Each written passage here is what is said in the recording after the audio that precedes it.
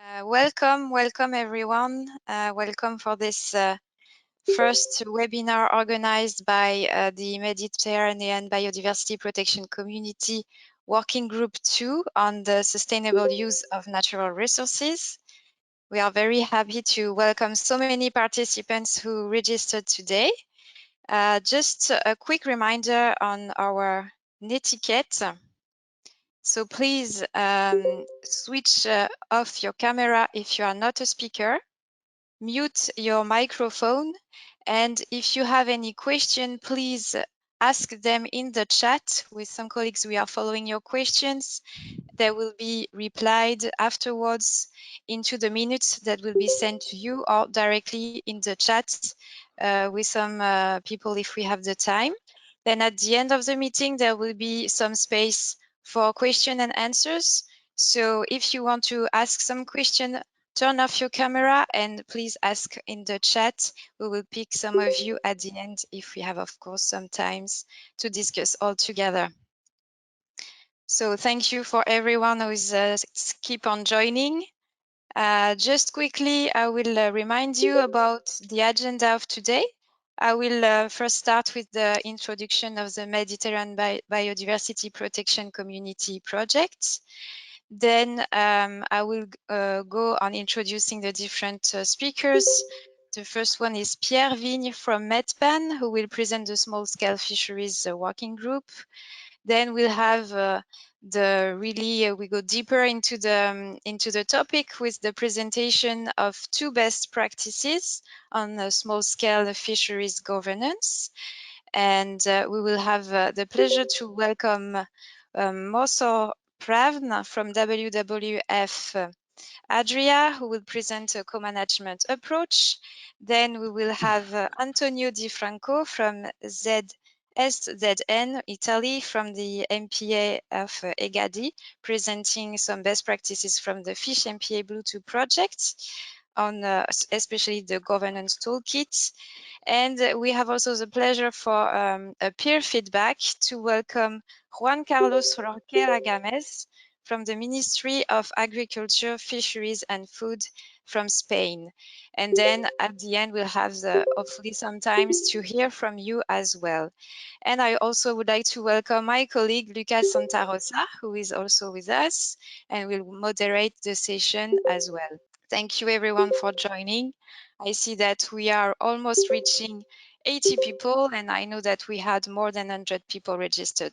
So please mute your microphone and switch off your camera. And as I said, if you have some questions, please ask them in the chat. Just to introduce myself quickly, I am Liz Genal. I am project officer at the CPMR, which is a partner of the Mediterranean Biodiversity Protection Community that is co-organizing this meeting today. Just a quick overview. The Mediterranean Biodiversity Protection Community Project is a horizontal project from the Interreg Med program. We are gathering and bringing together key public and private actors that are all committed to a mainstreaming management effort for environmental sustainability. We are gathering about 200 partners that have engaged for now constant efforts for dialogue, for exchanging experiences, sharing knowledge and best practices in order to link science and policy. We are monitoring about 15 projects, and we are developing our activities around 3 main working groups. So as you can see, there is the first one on the biodiversity protection and transboundary challenges. The other one that is organizing this meeting today is the one on sustainable use of natural resources. And we have a third working group as well on the integrated ecosystem monitoring and management. I would like to highlight also 2 main outputs of our community. The first one is the Mediterranean Declaration for an Ecosystem-Based Approach that is defending 4 main points of action. The first one is to acknowledge values and threats for the Mediterranean. The second one is to engage a dialogue and cooperation with all economic actors. And then we also would like to influence better policies through exchange of experience and best practices, and to activate cooperation mechanism for better biodiversity protection and management. So if you are not aware of this declaration, we invite you to have a look at our website and to sign up if you are also willing to support this action. Then I would also like to introduce to you our Mediterranean Biodiversity Protection Knowledge Platform. This is a tool that we have developed within the community that is gathering results and data and concrete information on different projects of the biodiversity protection community and beyond. The same, you can find all the information in our website, so please do not hesitate to contact us if you are interested also to learn more about this platform. So today, this working group on sustainable use of natural resources is organizing this meeting. We have three main objectives. The first one is really to exchange tested methodologies, to present evidence-based solutions through networking activities and also capacity building workshops like as we are doing today. Our goal is also to address multi-level policies and structural governance issues in various Mediterranean countries, and we would like also to identify, disseminate, and support sustainable management approaches toward promoting new management schemes at local, regional, and EU level. We have different projects participating into this working group. Some of them have already provided a lot of very concrete results, such as Confish, Fish MPA Blue 2 that you will hear about today, MPA Adapt, Pharos for MPAs, WetNet, and other currently running projects from the Interreg Med community as well, PostB Med 2, MPA Networks that is also present today, TuneUp, MPA Engaged, and Plastic Busters MPAs. So if you want also to know more about those projects, please do not hesitate to contact us and to visit our website. The working group has also released recently an update on its technical paper that was released a few years ago, but we have updated it with new examples on co-management especially.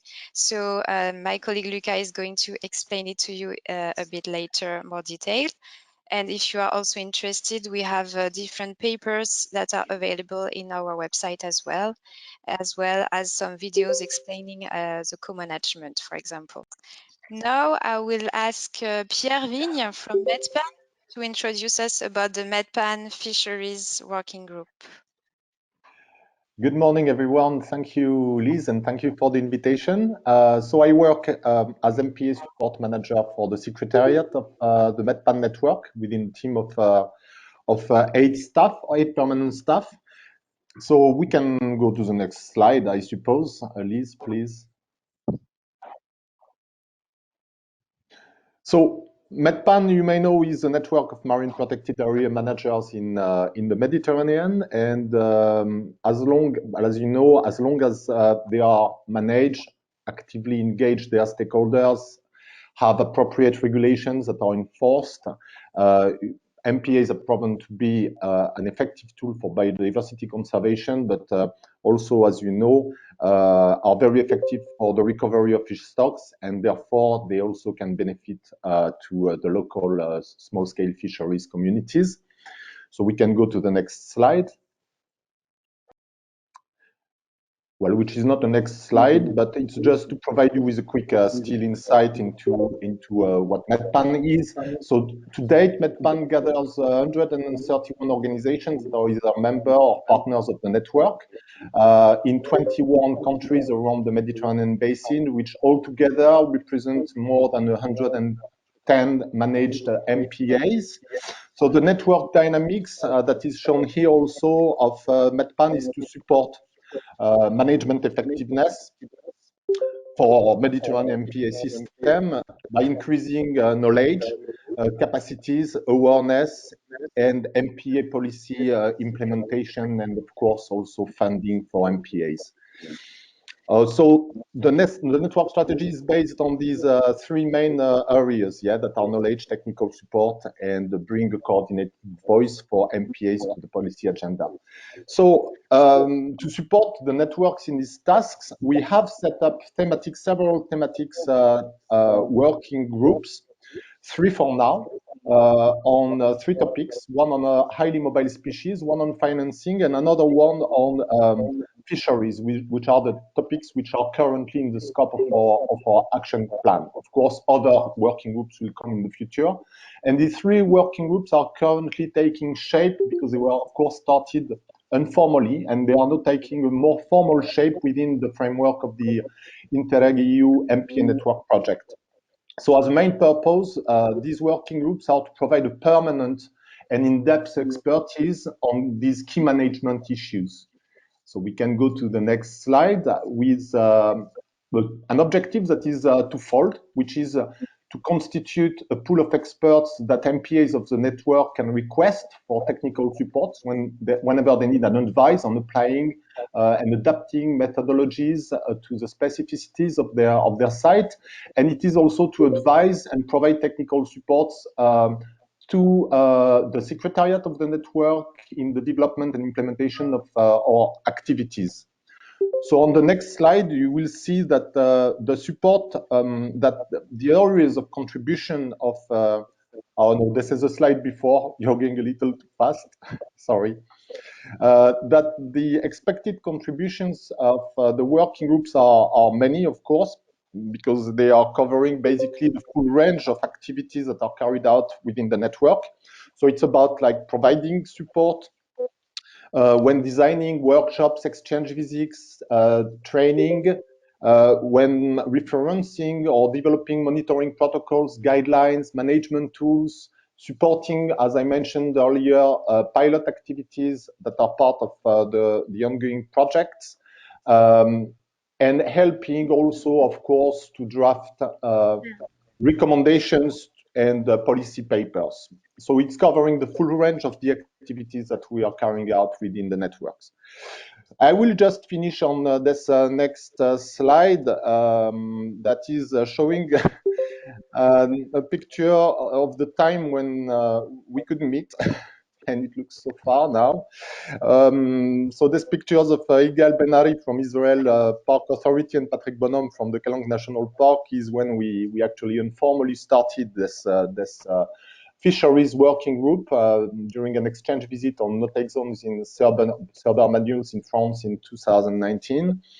I wanted to share this photo with you rather than a screenshot of a Zoom meeting, just to stress that meeting physically over a drink like here is an important part of the process to stimulate and sustain the life of a group. But in a nutshell, when thinking of how to activate this support of this group, which is in a way a network within the network, of course, to like sum up our approach in a nutshell, the group is composed of a majority of MPA managers, but other profiles, of course, of experts with complementary expertise and experience on fisheries. So it includes, of course, people with experience on small-scale fisheries, but also recreational fisheries, on participatory approaches, on conflict resolution, on monitoring, etc.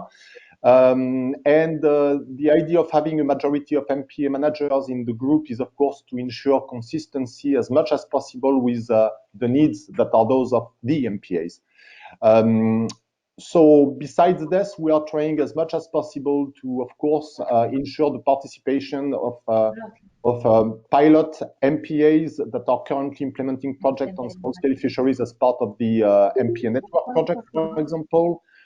To link with other network of MPAs at different level, national, sub-regional level that are part of the group to ensure also a good communication between the different MPA networks at different level.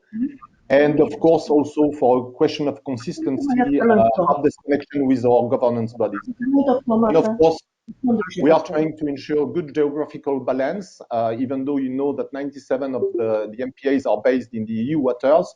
Of course, it's a matter of importance to have everyone around the table. and of course a reasonably sized group to keep it active.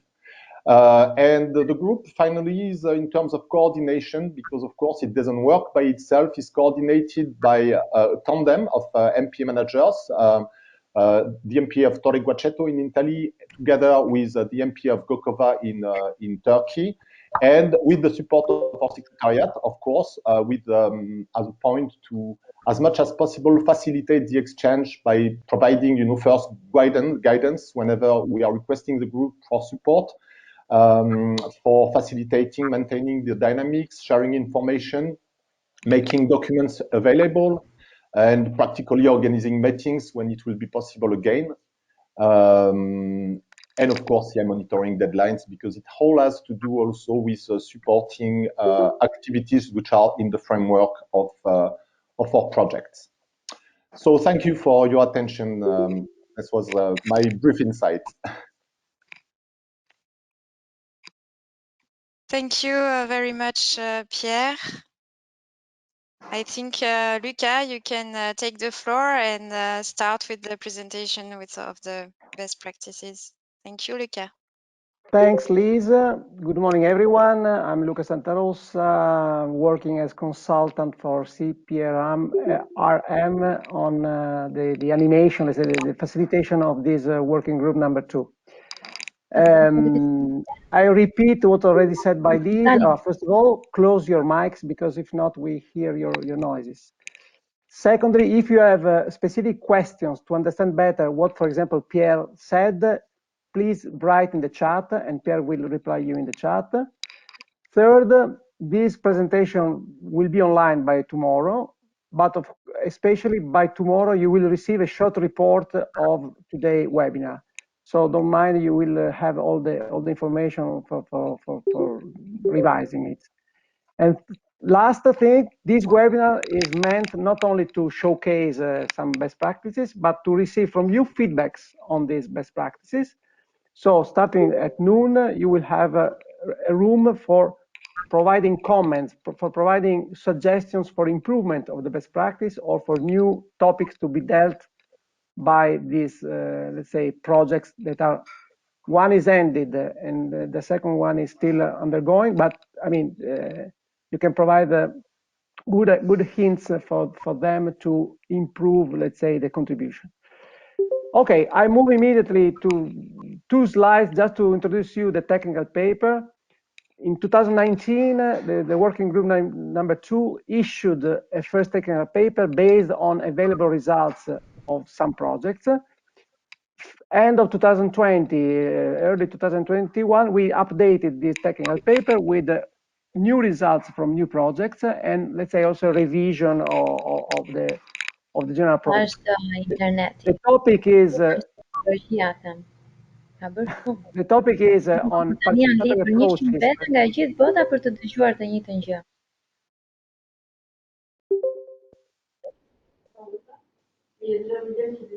Okay, Liz, close to all.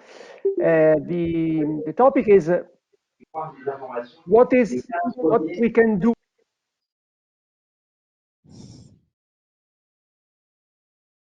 Sorry, because Liz is cutting all the mics, including mine, so I have to come back. The topic is what steps towards the co-management. Okay, the topics of the technical paper and also of the projects. But today we'll have the WWF experience explaining us what is a co-management. The focus is on small-scale fishery within marine protected areas in the Mediterranean region. What we mean for participatory approach in one sense is engaging the local community in the decision-making process that can have a lot of different degrees. In the technical paper, you can find them. Co-management, not in a nutshell, in few words, it is sharing of powers and of responsibility. But for sure, Antonio and Moser will come back again on this topic. Next, please. The best practices meaning the output from projects that are showcased in the technical paper that is online. It is available in the MBPC project website, are these one, are 6 Confish, where scientists and fishers work together to improve the quality of the knowledge about small-scale fishery. Fish and Blue 2, it will be presented by Antonio. WetNet is a formal agreement involving all the stakeholders to have a better management of wetland systems. Pharos set up a decision support tool regarding different sectors of blue economy. Transforming Mediterranean Small-Scale Fisheries is the WWF project funded by Mava Foundation that will be presented by Moser. And of course, I think that all of you know very well what is going on in Catalonia region, with this very effective, I would say, system of co-management of the fishery in the areas, in the coastal areas of Catalonia. So I stop. I introduce Moser Pervan. He is working for WWF Adria, that is the office in Zagreb covering, let's say, the Balkans. He was also a project partner in Fish and Blue 2, but today is here for explaining us main results and two case study of the project managed by WWF and funded by Mava Foundation. Please, Moser. Thank you, Luca. Hello, everyone. As Luca said, my name is Moser Prvan. I'm Marine Program Officer at WWF Adria, based in Zagreb, Croatia, and I'm also National Coordinator for WWF's Transforming Small-Scale Fisheries in the Mediterranean project. Just one thing, I have to correct my dear friend Luca. The project is not funded by Mava Foundation. It's funded by another private foundation called Ocean Foundation, and we thank them for their funding. The project we can say that this project is WWF's flagship project in the Mediterranean. We have invested a lot of our capacities in it, and the project is 5 years long, and now we are in the year 4 of the project. The main agenda of the project is basically to answer a $1 million question, and the $1 million question is how to improve the livelihoods of small-scale fisheries while at the same time lowering the fishing effort. We have set up 4 main objectives of the project to reach this agenda. The first objective is to establish functional co-managements in the pilot. So co-management, basically, in short, it's a horizontal approach to management of anything, in this case fisheries, where we want to have at the same table fishers, NGOs, scientists, and administration, basically coming together to an agreement for fishery measures in these areas. The second objective is to establish national small-scale fisheries platform. The idea of this objective is to give more advocacy power on the national level to small-scale fishers. The third one is already mentioned, improving small-scale fisheries livelihoods. We do this basically by tackling the market. At one side, looking at how to organize fishers better in cooperatives, and on the other side, looking how to push the local fisheries, the local SSFs, towards sustainability, and then to try to upscale this sustainability on the market level to reach better prices. And the fourth objective, it's an international objective. It's how to look to promote co-management approach in the international fora. So working with the GFCM, working with the European Commission, working with different partners over the Mediterranean to support further development of co-management. Why co-management? Well, I don't know if you are following fisheries in general, not just in the MPAs, but the publication by FAO about world fisheries that goes out every year has Mediterranean for some years now leading the pack when it comes to worst managed fisheries and worst case stocks, globally speaking. So something needs to be changed. The idea of WWF, we had it for some time. Now we had a pleasure of trying to apply it, is to try with co-management. Switch the tables, not to sit across fishers at the table, sit with them and try to reach the agreement. Can we move on, please? As you can see, this is the scale of the project. We started with 15 pilots, but now we have escalated to over 30 pilots, and we are looking in the next period to double the existing amount to reach a baseline where we can prove and we have a significant impact, saying that co-management is a path that we would like to follow. As you can see, we are covering majority of the Mediterranean countries with these pilots. Next one, please. So the main project results so far, it's a big project. There are lots of activities, there are lots of outputs, and there are lots of outcomes. In short, what we managed to do in the last 4 years, we started off by establishing local co-management committees. We have established in a number of countries national small-scale fisheries platforms. We managed to roll out new fishery management plans that were each to co-management approach. So basically, fishers were involved in decision making. That was the main idea of the project from the start. And we are also looking to launch alternative income operations like fishing tourism. Oh, back, please. I'm not done yet. We have launched production of secondary fishing products. We are trying to organize fishers better in cooperatives, connecting them to retailers, to restaurants, to improve the value chains. And we are also looking to involve fishers in ecological and economic monitorings.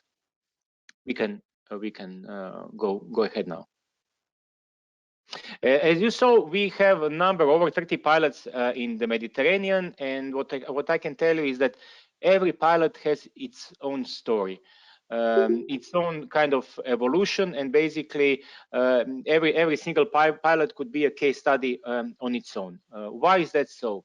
Well, the approach that we took was quite let's say, open-ended and unofficial. For example, in Croatia, we don't have co-management in legal documents. So legally speaking, co-management does not exist. It cannot exist.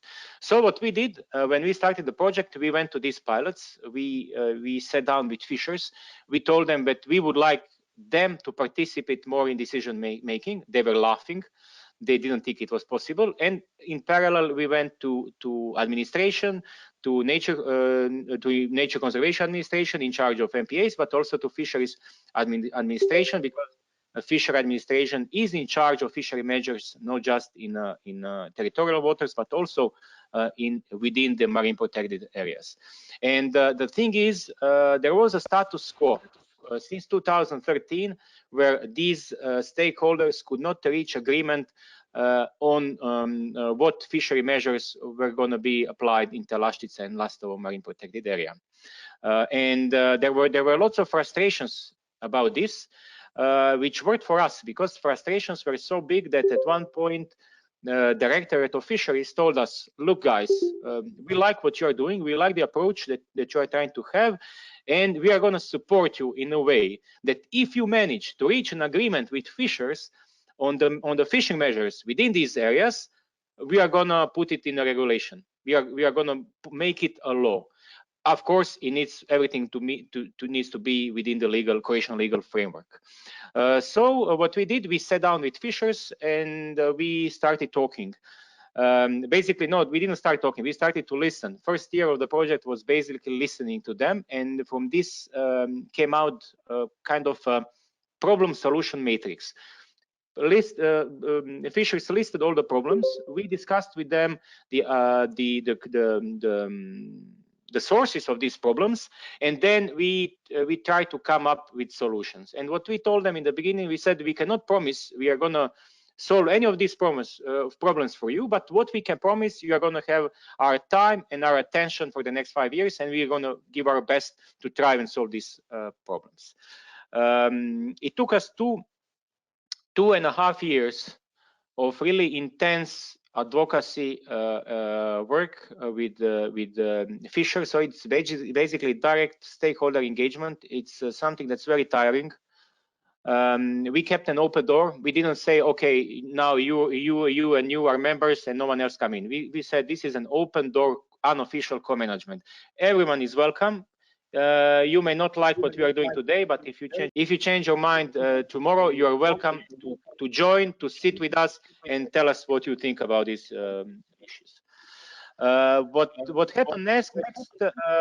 We managed after 2.5 years to come to an agreement on fishery measures for these two marine protected areas. It's two different co-managements, so it was done in parallel. We went to the government with this. The government says, yes, this is great, we like it, let's put it in a regulation. And 3 months ago, a new regulation, which is now official, was published. And these are the results I would like to share with you today. If we can go to the next slide. So basically, 3.5 years of work can fit in one slide over here. But for us, it's a really big thing.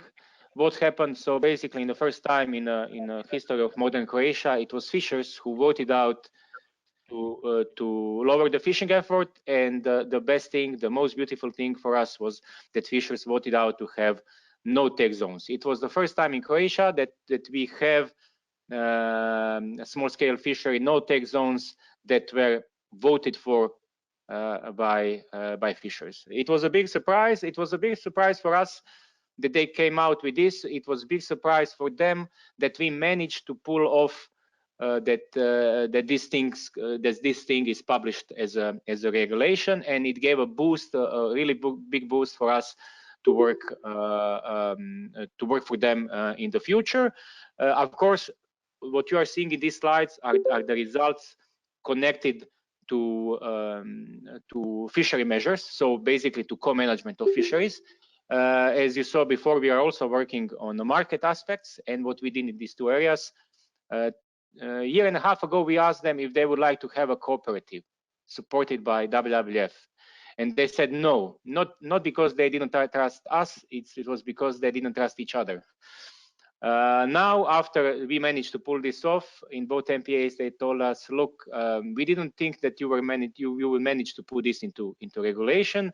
Now you have our full support, and yes, now we are ready to also start working on the cooperatives. So basically, the next step is development of cooperatives. We are already talking to a number of retailers, a number of restaurants, which we can build this nice story about sustainably sourced fishing products from these areas. I didn't go into the details. You can see on the slide for yourself, but the main result it is the establishment of the no-take zones. Thank that's all you. on my side, Luca. You're welcome. Thank you very much, Mozor, because besides explaining us a project, you showed us, you told us some critical issues that, as each of us, when working with small scale, with artisanal fishers, there are some critical issues. Also, know the difference between us, the scientists, etc., and them. And you gave us very quickly, but the idea how to overpass, let's say, overcome such differences. Very interesting. Of course, in the PowerPoint we will include, or in the technical paper there is the links to the project, so you can go in detail looking in a web or contacting directly Mozor. Now let's move to Antonio Di Franco, that is going to present the Efficient Blue 2, where I was the project manager, but I'm very happy to leave Antonio the task to present it. Please. Thank you very much, Luca. Good morning, everyone. As Luca said, my name is Antonio Di Franco, and I'm currently working at Stazione Zoologica of Naples, but formerly I was working in this project for University of Nice in France. Next slide, please. So the Fish and Pure Blue 2 project was a 3-year project funded by Interreg that had 8 project partners, 7 associated partners, and the overarching goal was to try to propose a set of solutions to reconcile biodiversity conservation and fisheries goals in small-scale fisheries management in MPAs. In particular, in this project, we have 11 pilot MPAs located in 6 countries: Spain, France, Italy, Slovenia, Croatia, and Greece.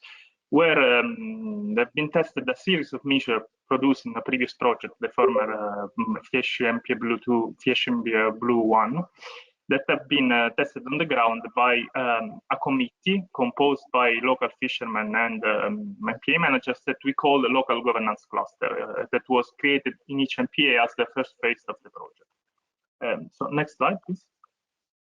So at the end of this project, at the end of the tested phase that lasted 1 year, the measures that have been tested have been compiled in this document that we call the governance toolkit, and is freely available, downloadable from the FIESH-MPA Blue 2 sites. And this is organized in 5 main teams or areas. As you can see, we have on the right side of the slide, the 5 teams: involvement in decision-making, enforcement strengthening, knowledge and ownership, improve small-scale fishing environmental sustainability, improvement of small-scale fishery profitability. For each of these teams, we have one or multiple tools that have been tested in at least one, but in most of the cases, much more than one MPAs. So as you can see, for instance, involvement in decision-making through the creation of this local governance cluster, which are collaborative platform bringing together fishermen and managers, have been tested in all the 11 MPAs. So this document provides the experience of the testing of this measure with specific tips and guidance on how to implement this measure. Next slide, please. So in parallel, the scientific partner of the project, University of Nice and CONISMA, assessed different dimensions, namely ecological, economic, and social, so the 3 pillars of sustainability, both at the beginning and at the end of the testing phase of the governance tools implementation, in order to depict the status of small-scale fisheries management in MPA and to assess the potential effect of the implementation of these tools. Specifically for what concerns the ecological dimension, we use 4 different methods: underwater visual census, spreaded underwater video, squid pop, and environmental DNA, in order to have a comprehensive assessment of biodiversity and functioning of the ecosystem in the MPAs compared to outside, to unprotected areas. For what concerns the economic assessment, we monitor catches at landing together with fishers that were involved in this process, and we also assess the revenue and income of fishers. And then in the end, we administer a series of questionnaires, both to fishers and to managers, in order to have the feedback, their impression, their perspective, and their perception about the implementation of these tools. I will not discuss the ecological and economic results, but I will just tell you that despite the implementation lasted only 1 year, we have already early sign of improvement related most likely to implementation of this measure. Next slide, please. So as we said, we interviewed the managers and fishers at the end of the testing phase. So you can see on the left side of the slide that for each of the tools implemented, we have the feedback of the manager about the potential cost, time needed, and local stakeholder involvement needed to implement the measure in each MPA. We asked the managers to provide this information, take into account the specificity of their MPA, so their annual budget, the staff that they have available, and the number of stakeholders to engage.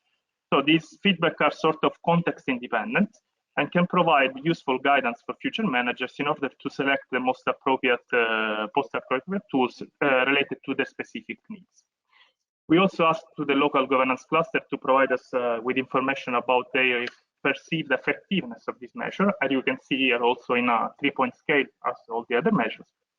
We had information which is mediated when multiple MPAs assessed the same tool.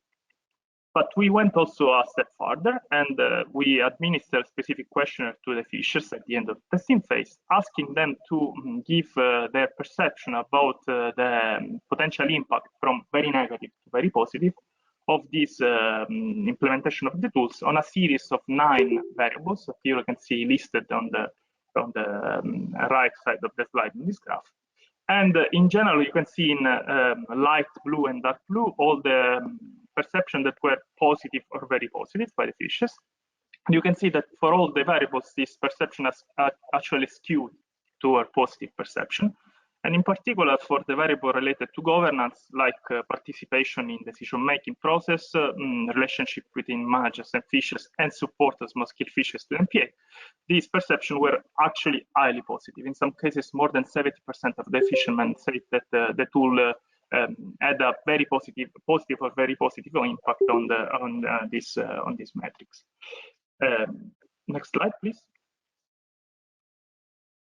So I would love to discuss all the case study that we have, all the pilots that we have in the project, but we'll just pick one that is unique of a kind, because we'll discuss about previous slide. The Egali Island MPA, which is located in Sicily, south of Italy, which is a quite large MPA, more than 500 square kilometers, one of the largest in the Mediterranean Sea, and that encompasses 3 different islands. It's a small archipelago. Each island has a community of fishermen, much or less small, and there are also fishermen operating from the mainland. So this poses, as you can understand, some challenges both for the enforcement and for the social cohesion and engagement of this complex community of fishers. So at the Egadi, the local governance cluster selected to implement 5 different tools belonging to these 4 teams, as you can see from A to D. And for what concerned the improvement of environmental sustainability, they selected to implement a very interesting tool that was the Code of Conduct. Next slide, please. So the Code of Conduct in general is a formal commitment on a voluntary basis that oblige fishers to accept some restriction to their activity, which are usually additional to those legally prescribed. In this specific case, the local governance cluster prepared this document, where fishers committed to fish in a sustainable manner, but also to cooperate with MPA through monitoring and surveillance, and to participate in a series of activities like the one, for instance, related to marine litter collection and sea turtle conservation. The document was signed by more than half of the fishermen belonging to the entire community operating inside the MPA, so more than 20 fishers, on the 5th of July 2018. For a period of 6 months after the signature of the document, there was a period of check, let's say, of the respect of the code to check if there was any infraction, and there wasn't anyone. So also this was a very positive feedback. So I will just conclude very briefly to leaving you to the impression of the main stakeholders involved in this process at Egadi, that are respectively the managers and the fishermen, with a couple of video clips that have been produced in the framework of the project. Thank you very much, Liz, for sure.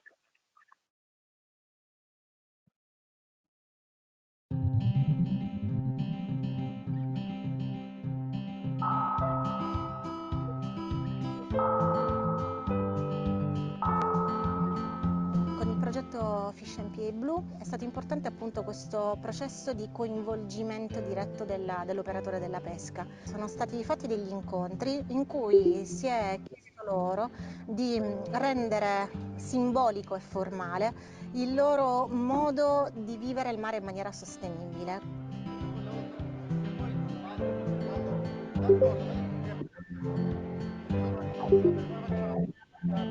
Una sorta di codice di condotta per la pesca sostenibile che mettesse su carta i corretti comportamenti e le buone prassi da applicare in mare. La pesca secondo le regole, quindi con gli attrezzi a norma, nelle stagioni giuste, ma anche il non sporcare o il collaborare attivamente appunto con l'ente gestore. Formulare questa sorta di collaborazione proprio su carta in maniera simbolica per dire: noi comunque siamo disponibili a collaborare con voi, voi siete disponibili a collaborare con noi. Un fine comune che è quello della tutela del mare.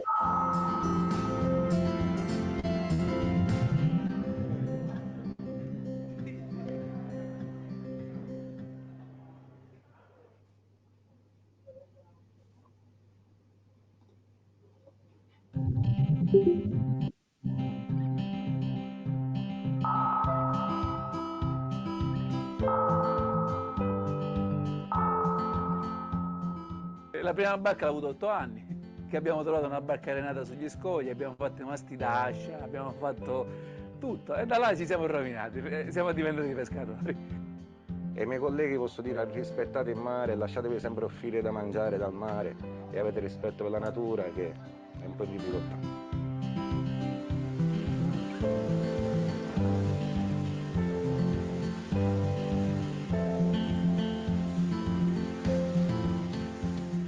L'area mare protetta ha cambiato, che c'è più il rispetto per il mare, la costa è pulita, non ci sono più abusivi come una volta che raccoglievano ricci, hanno bloccato le barche a strascico che venivano sotto costa a raschiare il fondale, ammazzavano grandi e piccoli.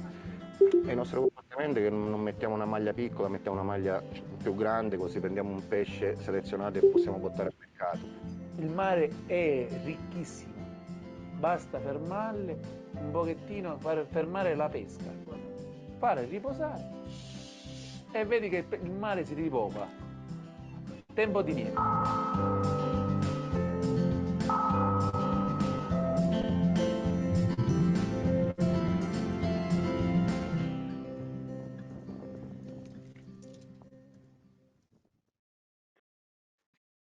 Thank you so much, Antonio, and thanks also because you allowed us to recover the little delay we had. Now we are in perfect time.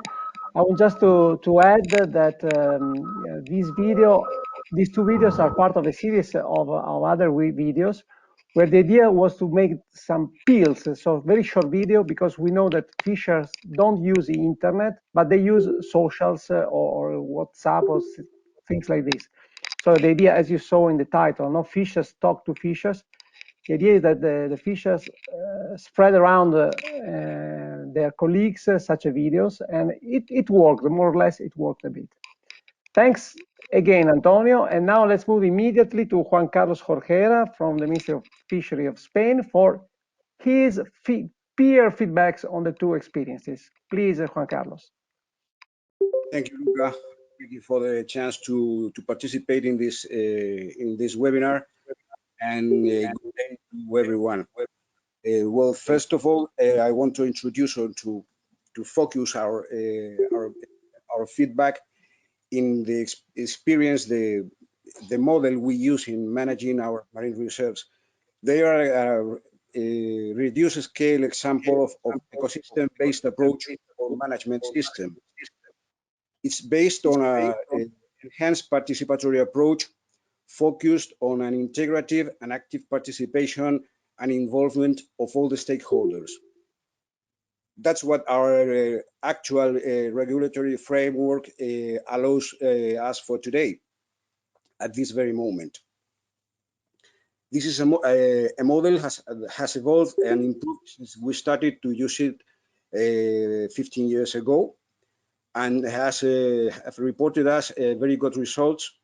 And the fact that the product of this result is the continuous update and upgrade of the management plans worked on all the stakeholders, of course, the fishery sectors, but also all other stakeholders involved in these marine protected areas.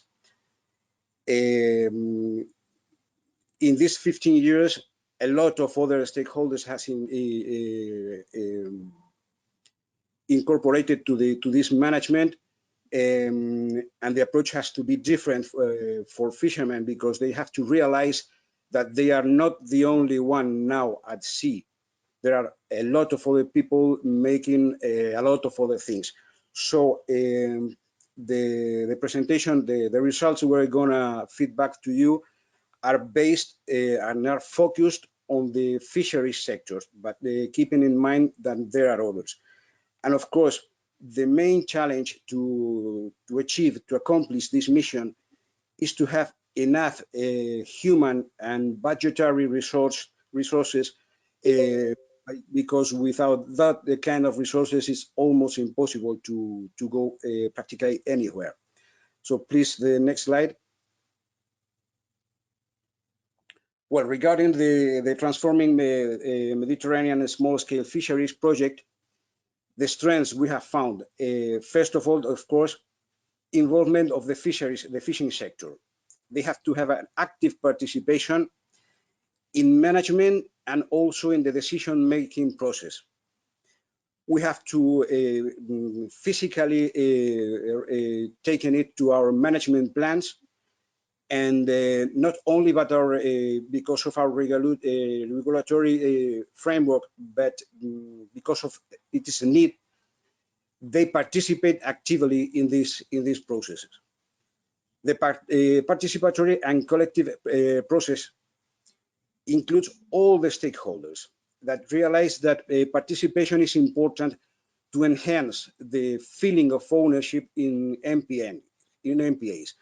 They have to realize and they have to incorporate to their minds that their opinions count.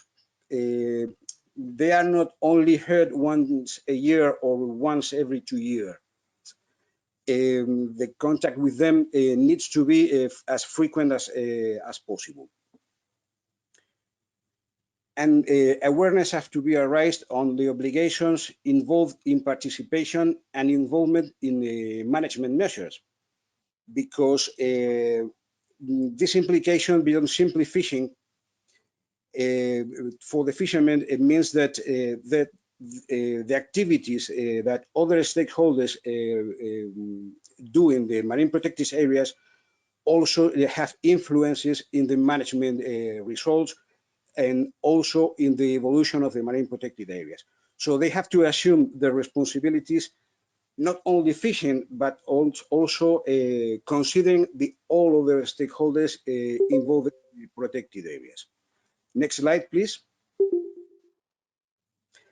So in this case, the areas we think that have to be improved regarding to fisheries sector, they have to assume the participation of other stakeholders that must also be involved in research such as diving, nautical or recreational fishermen, among others. But there are also recreational or leisure boats or so on. So the stakeholders have to assume their own responsibilities. If they argue that they have the right to things at the marine protected areas, they have to assume the responsibility of doing their activities in a sustainable way and in a responsible way. Their participation also implies becoming aware of things that are not simply fishing, but also make proposals on an adaptive management. So you don't have only to complain or make reports. You have to participate. You have to do proposals to make us know how do you see the things and what ideas do you have to the ways you think would make can improve the management of the marine protected areas. Thank you. The next slide, please. And regarding the Fish MPA Blue 2 project, the strengths we have seen in this project, considering the different areas. The involvement in decision making, of course, is of paramount importance. Reinforces the involvement of the fishing sector through increased awareness of the responsibility. There are mechanisms for this active participation incorporated in the regulation in our management plans. So there is a legal way to do it, and they have the legal support to do it. Regarding the enforcement, which is always one of the more difficult parts, the results of the monitoring confirm the effectiveness of the enforcement and control we have been doing for these last 15 years. And the results of in this project was done confirms this this approach. Regarding to knowledge and ownership, the contribution with information and monitoring of catches is also very important, because without the information they supply us about their catches and their activity, we cannot evaluate the state and the evolution of the marine protected area, of the reserves. And of course, very important is also the dissemination of the data collected and the results of this monitoring. We have to know how the management measures are resulting, the results of these management measures. To improve the environmental sustainability of the small-scale fisheries, by monitoring the results in order to upgrade and update the management plans. As I said before, this is a matter with we are working continuously, and in this very moment we are upgrading, updating the regulation in 2 marine reserves, and we have a general plan that will include all and will unify criteria in management of all the risks we manage at this moment. And regarding the profitability, what we can do is to support and guide the fishing sector in their own ideas. I mean, eco labels and so on. The role we have to play in this area is to support and to guide them. Next slide, please. The next slide, please. The one before. This one, thank you. Well, in the first area, what we have to do is to increase and make collaboration more intense between all the stakeholders, not only the fishermen, but all the other stakeholders, such as recreational fishermen and also the divers, and as the policymakers. In enforcement, and what we have to do is to, the budget is very important here, to improve the capacity with better technological equipment, using new technologies, or better using technologies now at our disposal, such as video surveillance, drones, and so on. In knowledge and ownership, the area of improvement will have a very important role to play by fishermen, because the quality of the data they provide us is very important. It's very important because without a consistent and quality data, the results and the quality of the monitoring will be compromised. In sustainability, as I said, is under continuous review. So we will continue doing it, and we will base it as this is the ecosystem approach, based on the best scientific information available. And for profitability, we will encourage the sector to come up with its own proposals and try to support and guide them in this area. Thank you very much. Thank you so much, Juan Carlos, and thanks to all the speakers, because we are in perfect time. We are a bit in advance. I take advantage of these 2 minutes to repeat. You can ask in the chat directly questions to the speakers, and they will reply, or we will reply in the next days. And the second thing is that in the technical paper we presented, you find the links to the different experiences to go more in detail in the documents, etc. I thanks again Juan Carlos, because despite he's a friend, we asked him to be frank, let's say, to make a real peer review. So as he said, so he presented also weaknesses, or let's say things to improve, and so we think that each of us must learn from by doing, and so can make better the next time when dealing with the same topic. So thank you so much, Juan Carlos. Now the floor is yours to all the attendees. Okay, you are 100 attendees, so not all of you will have the possibility to make an intervention.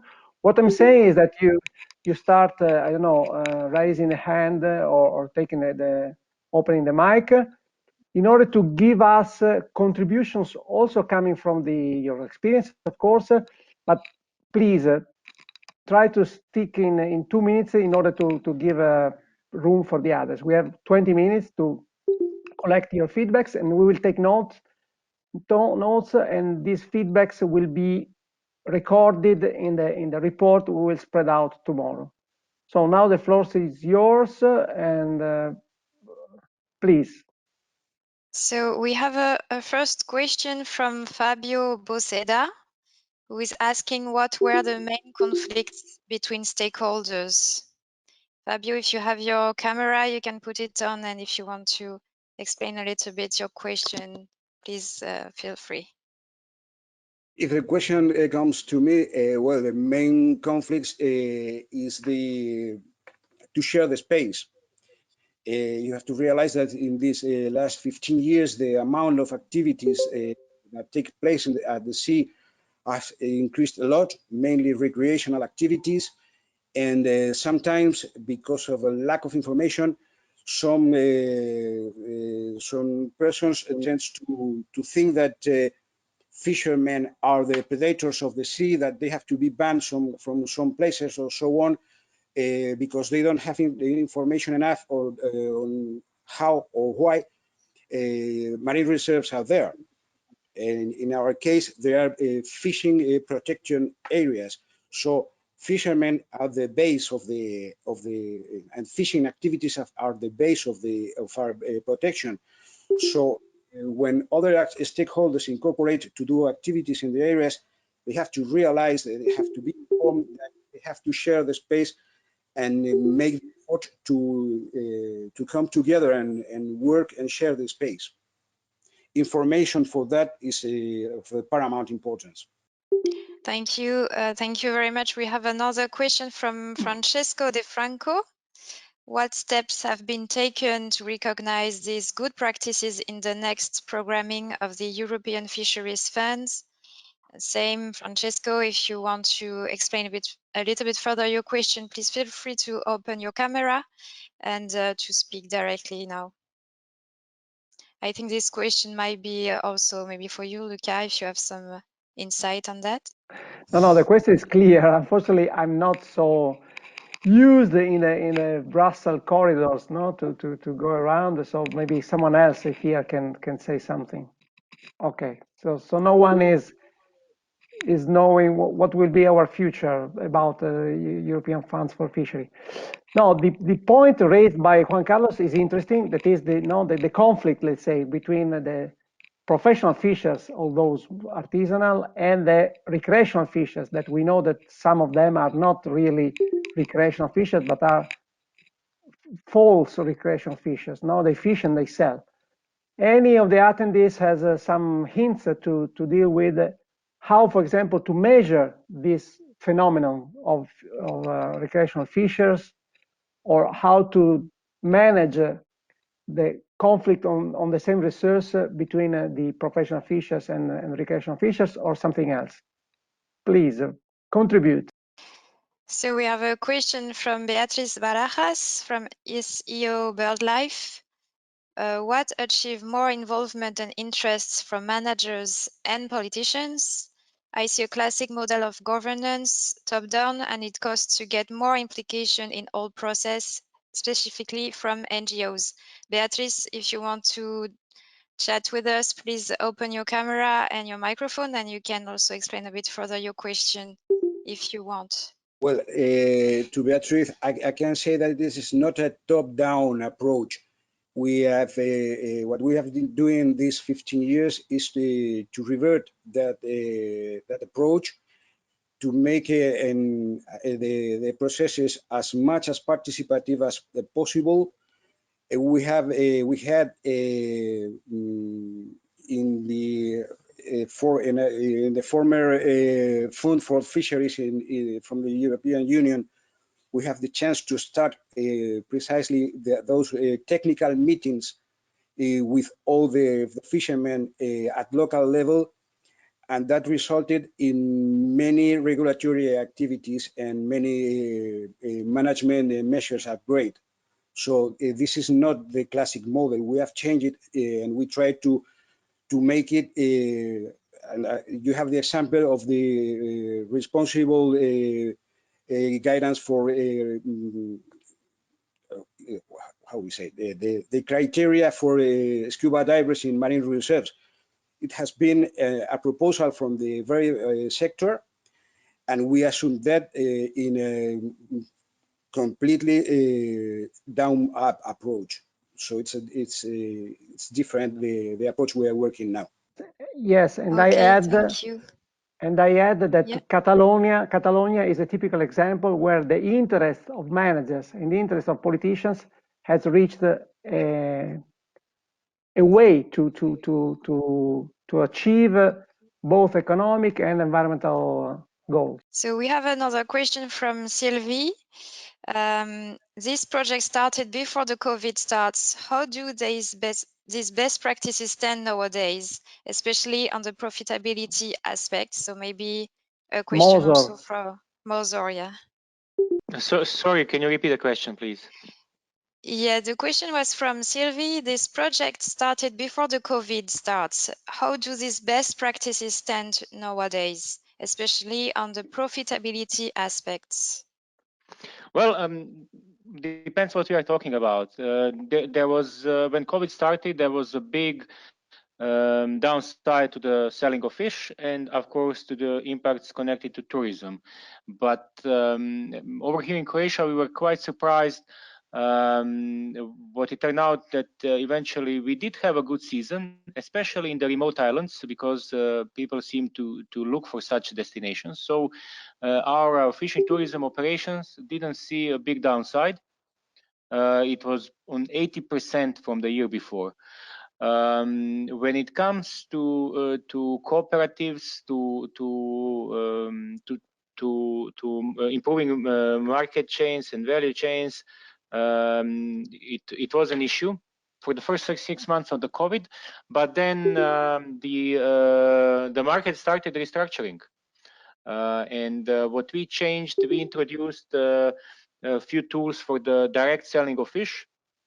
Some locally, some on the national level. For example, we suggested to some of our fishers to use WhatsApp groups to sell the fish. And in small communities, this worked well, because by the word of mouth, it really spread fast that some of the fishers are having WhatsApp groups. He basically, when he's coming back to port, he would take a photo of the catch, and then people would just say, I would like this, I would like that. He would sell everything even faster than he used to sell before. So we see COVID influencing how the market works, and we are further adapting. Now we are trying to implement an application called Abalobi. It's a South African application for small-scale fishers and selling of the catches. And what's beautiful about Abalobi also has tools that are built within the application that can help you run co-management, that can help you run monitoring on the catches, and so on. I hope this answers the question. But yes, COVID has impacted the market. First it went down, and then it's starting to adapt, and we are seeing new tools emerging, especially digital tools to sell the fish. Thank you very much, Moso, for your reply. Another question from Fabio Bozeda. Was illegal fishing also considered in the proposed management models? Antonio, can you tell something about what we did?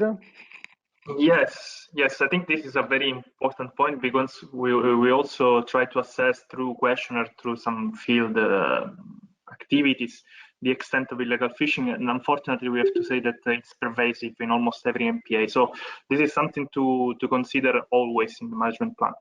As we showed before, and also as has been discussed by Juan Carlos, some of the measures were related to enforcement strengthening. That actually was one of the way proposed to try to, let's say, reduce the problem of illegal fishing. Another way we also try to share information about the impact that illegal fishing can do on rule-abiding fishers. So try to convince people, because this kind of non-compliant behavior are very difficult to examine and to resolve. But the idea was to both engage stakeholders to inform them about how things should go and which are the benefits if things run by the rule, let's say, and then try also to find different alternative tools by using also technologies, as it was suggested, because this was the case, for instance, in a couple of MPAs. In Strugnan, they installed a video system, and also this has been tried in Spreust, and there was some technical problem because the no-take zone was in an inlet far from the shore. It was a bit complicated.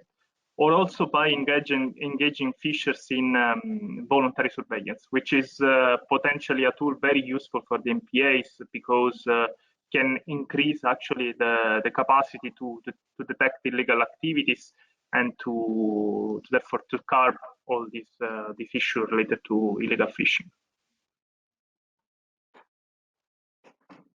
Thank you.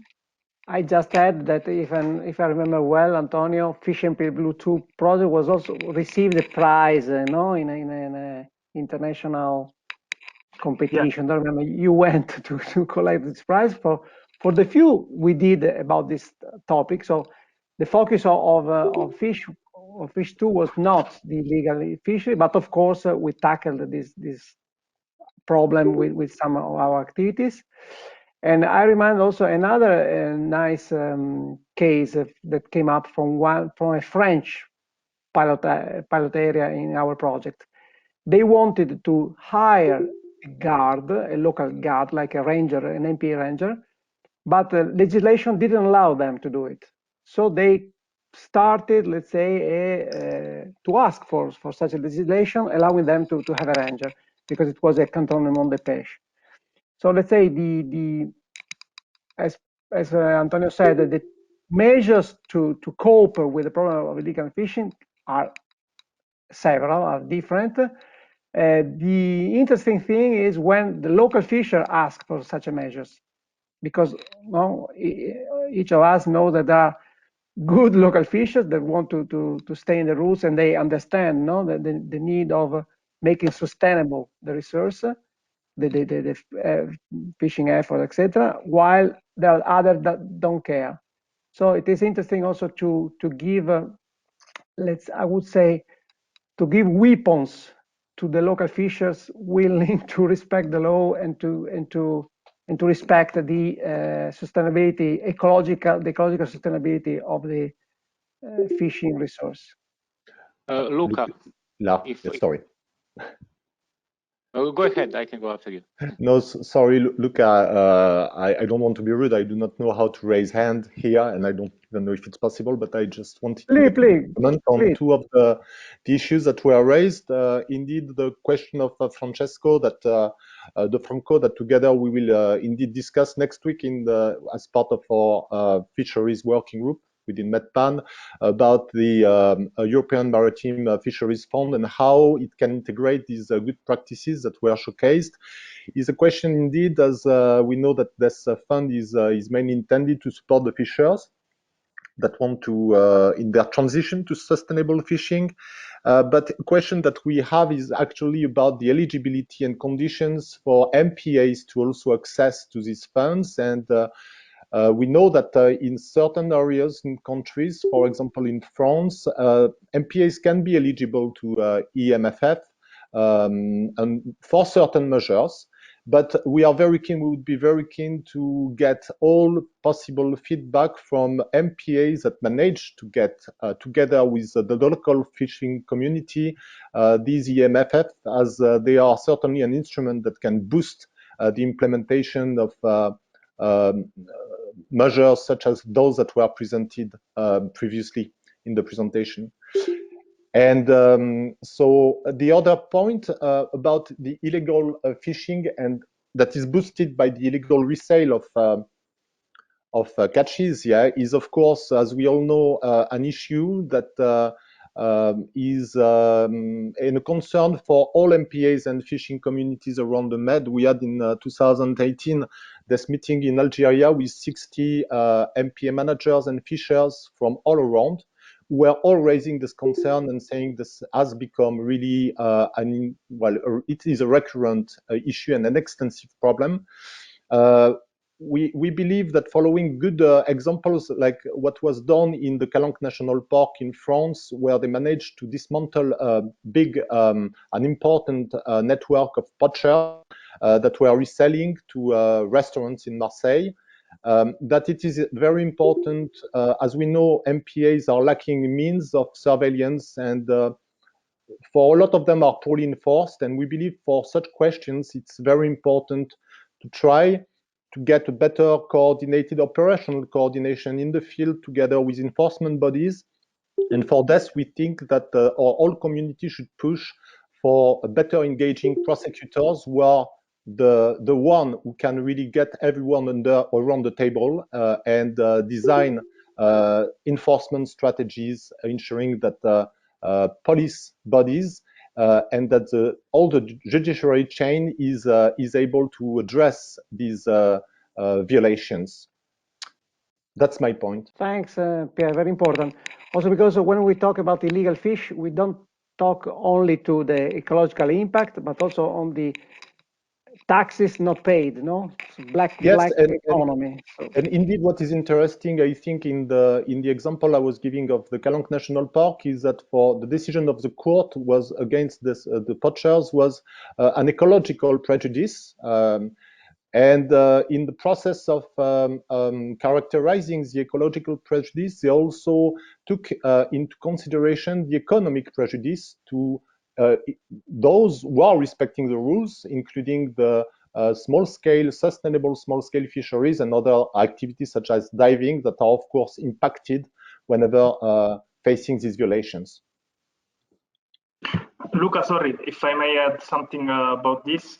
I think that this goes back also to a question that was mentioned before, that is the conflicts between operators, because in this case there is also a matter of unfair competition, let's say, between people that abide by the rule, they respect all the regulation of the MPA that sometimes concern, for instance, specific tools that you can use or cannot use, fishing effort, and people that actually don't abide by any rule, and in the end make a profit that it's unfair compared to the others which make out a living out of this kind of activity. And this was something that all the operators were mentioning during the interview. So I think, as you said, this is, first of all, obviously it's an ecological issue, but not just. It's also economic and social more and more at large. So this is something that we really should try to tackle the best way possible and as soon as possible. Sorry, if I may. Please. Yeah. Please, Dania. Sorry. I did not see any hand to raise. So I'm Dania Abdulmalak. I work here at the European Topic Center on Spatial Analysis and Synthesis of the University of Malaga, and I'm the coordinator of the MBPC project. And the discussion is really very, very interesting, especially now. So how to tackle such issues, and I think at which level. So I understood from you, Pierre, that from, I guess, the experience around Parc Calanque and so on, is that local measures are really, when well implemented, they could be like somehow the most effective way maybe to tackle such an issue, which I also agree that it is not only ecological, but it is harming the local socioeconomy of the areas, right? So is that somehow the conclusion a bit towards what has worked in an effective way? So it's on the locality itself to put some measures, or are they coming rather from a broader, so national or more than national? So here, what is really working effectively as good practices to stop such illegal issues, I would say. So it's just to see, I mean, whether we can reach into something concrete, that local actions, if well implemented and there's really like a force behind them pushing that forward, that would be a bit reducing the harm. Also, Pierre, you mentioned Algeria and the case of Algeria and how they are getting mobilized. So is this somehow a bottom-up approach to raise as a best practice? Dania, in what I was mentioning, of course, raising awareness, showing the economic benefits of well-enforced MPAs, no-take zones, and ecological, but also socio-economic benefits is, of course, one of the case. But what I was mentioning here is also the need for improving, of course, the surveillance and addressing these important violations when we talk about poaching that is boosted by the resale of illegal catches is also to manage to better engage. That's what we believe, as they did in the Calanque National Park, and this was a key, I think, to better engage prosecutors to coordinate, because they are the one who can, at the local level, to coordinate the response, judicial response, and also to coordinate enforcement bodies to better manage MPAs. This is key. So we believe this is something that can be replicated all over, because there are prosecutors everywhere. And of course, we know that unfortunately, prosecutors often have other priorities. As you guess, in Marseille, they have to deal with crimes, with drug traffics, etc. But still, there is an important turnover among prosecutors also, but still it is very important to try to replicate this kind of experience and get prosecutors better engaged in MPAs. And we really believe this is something that can be replicated on a larger scale and upscale as an experience. Thanks, Pierre. I don't know if Moser that wanted to say something, want to add something? Thank you, Luca. Well, regarding the illegal fishing, I just wanted to say that illegal fishing is the utmost important issue when we are talking about sustainable fisheries or any kind of functional fisheries. And I mean, in fish MPA1, it was identified #1 thing to have sustainability of fish stocks is to have good surveillance. So even be just dictatorship approach of MPAs who are, you know, keen just to take down the illegal fisheries by doing nothing else but surveillance, this can be done. The interesting thing that I wanted to share with you is the fact that the fisheries that I work with have kind of a capacity for tolerating the illegal activities. In a way, they come to us and they say, this is a problem, this needs to be dealt with. How are we supposed to be legal when there is a number of other guys who are being illegal? And this is absolutely correct. But then when we ask them, so would you be willing to let us know, or work with the MPA, work with the Fishery Inspectorate, and call when you see someone doing illegal fishing? They say no. Why? I don't want to get in trouble. They are also my neighbors, my colleagues, and so on and so on. And they are not willing to participate in taking this down, but at the same time they want someone else to work on it. And this is very interesting, sociologically speaking, to me. Maybe it would be interesting to engage a sociologist or psychologist to do a study on at which point this capacity to tolerate illegal fishers kind of, you know, goes down and they are ready to do something about this. Thanks, Moser. I'm sorry to say that I have to wrap up because we are going to the end of the webinar. I just realized that the topic enforcement, recreational fishers, illegal fishings are closely related, no? And I see also from the chat, from the written contributions, that there is a lot of speaking. But I remember that also within Fish MPA Blue 1 and Fish MPA Blue 2, we were talking about, we're considering the idea to enlarge our job on recreational fishery, for example. but then we decided not to do it because recreational fishers are difficult to detect, to analyze, to have reliable data, etc., etc., etc. So we said we need a new project focusing on recreational fishery. This is one issue that I grab from the discussion. Another issue is, of course, the one made by Francesco. New policies and especially new funds for fishery will take in account, will let's say give special attention to such a models of co-management and participatory approach. Medpan said that this working group will try to make a concrete proposals to European Commission on this. We hope they will manage to obtain something. And another third, but again, main topic is how to find a win-win approach. No, how to find an approach where fishers, local administrations that can be an MPA manager, but not also outside an MPA manager. No, you must find the interest of the local administration, no, in such an approach, and other stakeholders, as Juan Carlos reminded us, how to find let's say a solution to where everyone wins something. I don't open the discussion because we are closing, but I think that also within the marine spatial planning, that is an exercise, no, that the national governments must end in these months. There we can have a part, let's say, of the solution. Also, one thing I would like to mention is that concerning illegal fishing, police is not the only answer.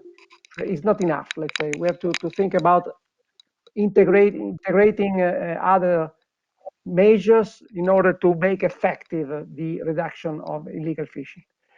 Sorry to say, I have to stop here because I have to present the last slide, and then Liz will remind us the follow-up, let's say, of this webinar. As we said in the beginning, no, the working group 2 of the MBPC project planned to make a series of webinars with this design, let's say, not very long, and with a peer reviewer, because we need not to learn from someone else about our best practices. So we will more or less repeat these webinars concerning the other projects that are running in this moment. No, they are projects funded by the Intermed program, and so this is a tentative planning. What you see is a tentative planning because it depends on several things and also on COVID. Because of course, as you understood, we want to present already tested measures, not goals, things to be done. We want to present the results of things already done on field. But it depends on the advancement, let's say, of each project. So in this moment, you can see the names of the projects and also the themes, the topics tackled by the projects, and a tentative distribution of these webinars in the next months. Of course, we are not sure, starting from TuneUp and PostMed, if we will be ready to organize in early May, because we are waiting from the project if they manage to do the activities on field. But just to say that from now to the end of the year, we want to organize other additional 5 webinars with this same concept, let's say. And of course, since you registered to this first webinar, you are already in the loop, so you will receive the info, the news, the save the date, let's say. Okay? That's all from my side. Liz, if you want to end with the question, the survey, exact, please. Yes, thank you, Luca. Thank you, everyone. It was a very interesting, very short but very interesting webinar. I hope you all enjoyed the different best practices that were presented. You will receive in a few hours a link to provide us your comments on this webinar. Please feel free to add any comments that you want and how we can improve this kind of exchanges. Thank you, everyone. Thank you to all the speakers. And we hope to see you soon in the next webinar. Thank you, Luca. Thanks, Liz. But please show again the slide with the survey. Yes, it's a link. It will be sent to you by email anyway. Okay. Sorry. Yeah. Thanks to everybody, and especially to our beloved speakers. Bye. Thank you and have a good day. Thank you, everyone.